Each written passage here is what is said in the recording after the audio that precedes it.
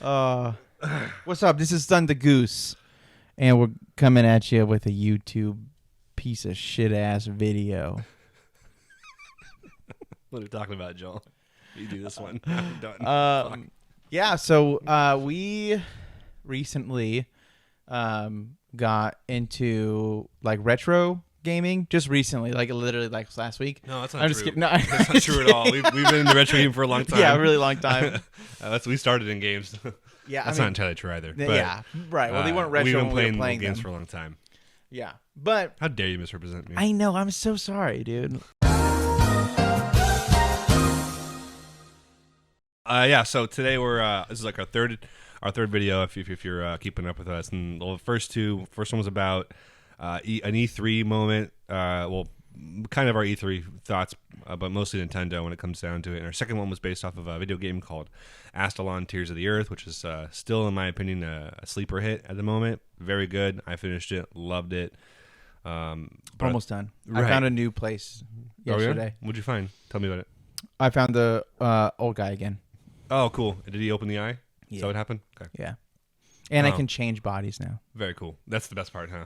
Mm-hmm. Just to swap characters in the fly. Yeah. Now I have to go do the whole map because I'm like, I don't remember where places like that I needed. I'm like, oh, I can't get there. But now I don't remember where those are. So I have to do that. Can you do the wall hop yet? No, I need to find that because Okay. there's a spot where I can't get over it because it's too big. Yeah, there's a lot of it. So that was our second episode. Great game. In our third episode, we're going to be talking about the Retroid Pocket 2, which is toward the end of its life at the moment. Retroid is currently working on the third edition. Yeah, right. I think so. That's what they said. They said it was going to be out this year. So whatever. It's been out for a little bit. Joel and I both just got ours. Joel's actually had his before, but he bricked it. I broke mine. Yeah. Day one from watching a YouTube tutorial. It's I want to say it's like 50-50's fault, to like the people's fault. It's like I should have 100% just been okay with what it was and not tried to like customize it immediately right out of the gate.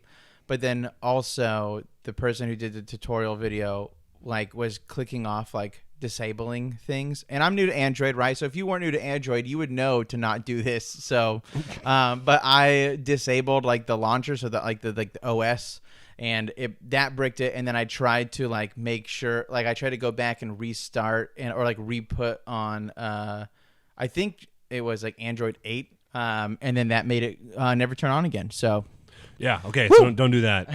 Also, well, you can do that. You just gotta be smarter than me. Joel said YouTube and they stopped. And so I want you guys to know it's not a YouTube tortilla.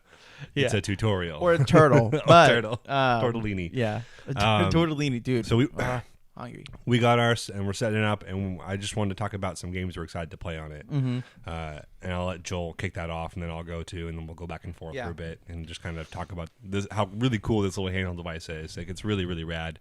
Yeah, it's super cool. And what it can do. Yeah, I think it's just fun to see kind of like, because there's lots of devices that are coming out like this, or that have been out, and more that are coming out, because I think retro gaming is becoming a lot more of a just like a thing that people want to do. People want to play the games that they played when they were a kid, exactly. Right? You know, because like I know for me, honestly, there's some good games that have come out, but I really miss like the old games that will just bring me nostalgia, because I feel like that's what people want when they're playing video games is joy.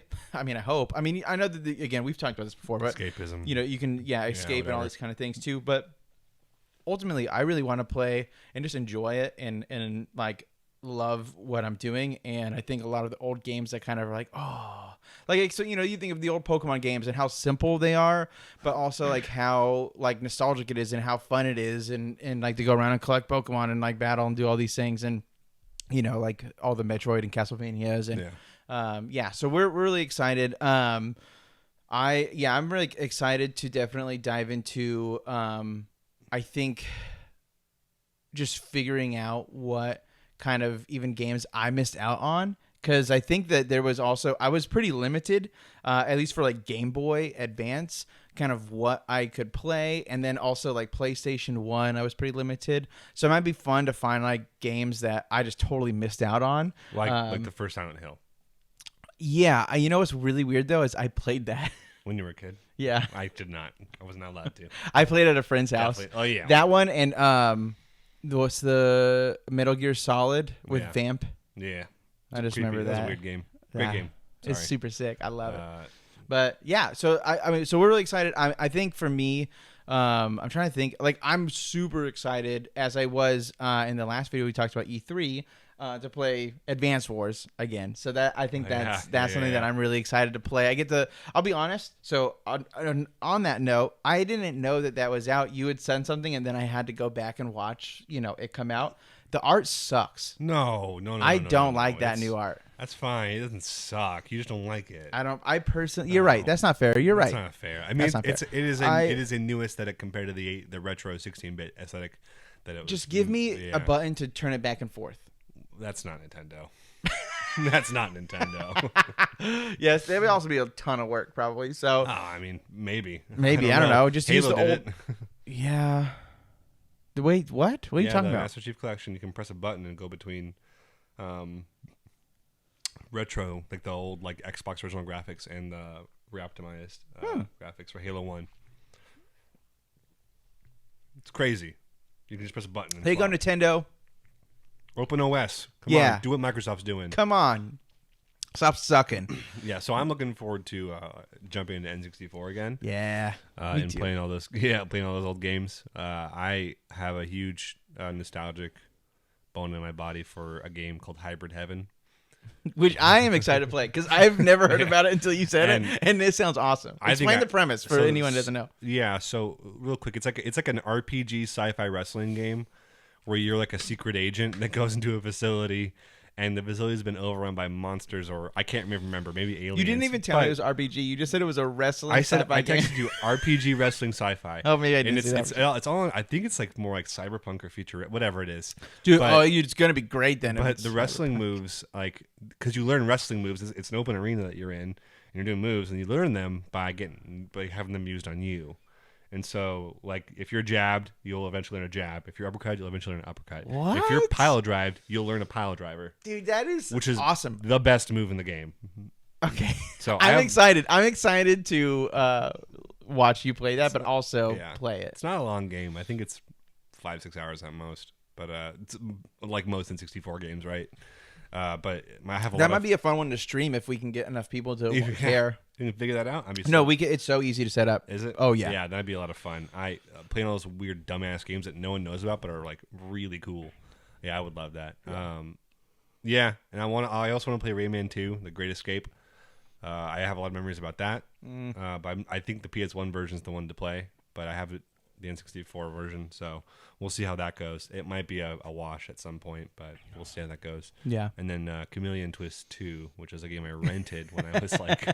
What game you rented? I was 12 or 11 or something like that, and it was like, oh, this is great, because you can shoot your tongue out as a chameleon, and use it to grab onto things, like, and then you can spin around on things like with your tongue. It's super long. Makes no sense at all.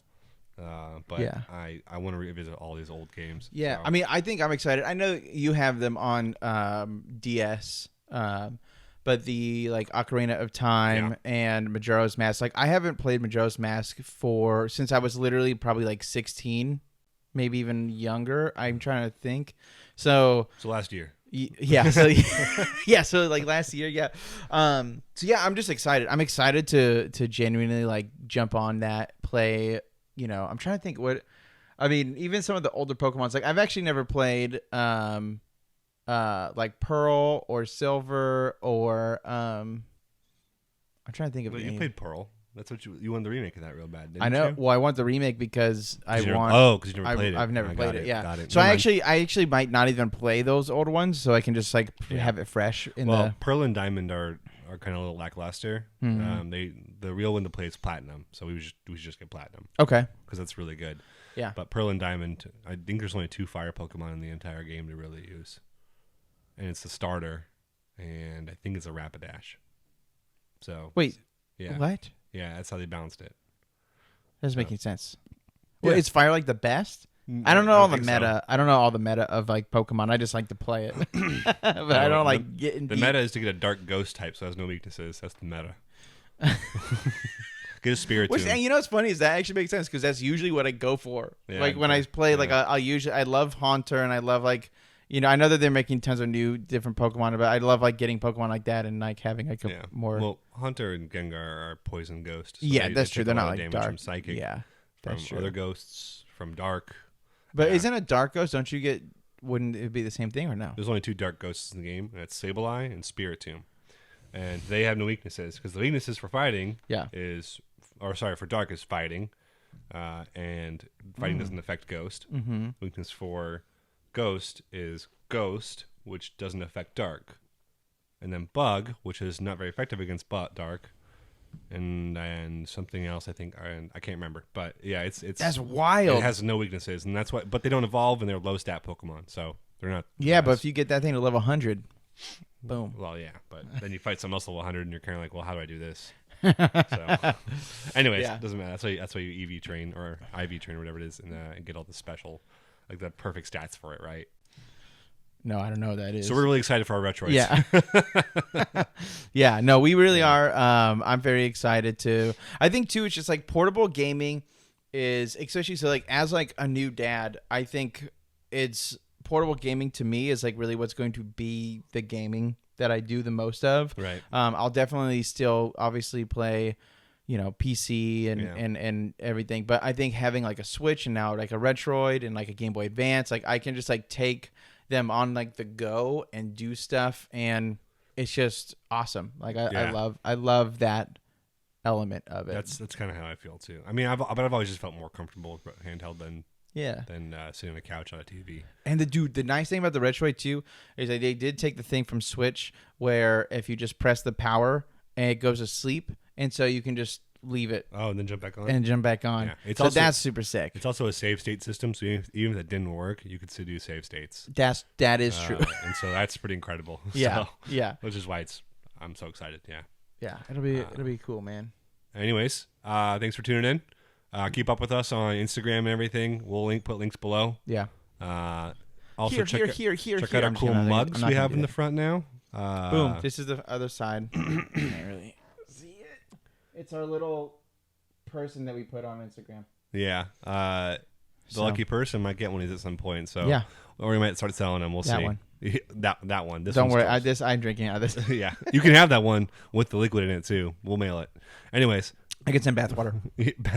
Anyways. Bye. Bye. Don't drink it. Or drive it. Bop it.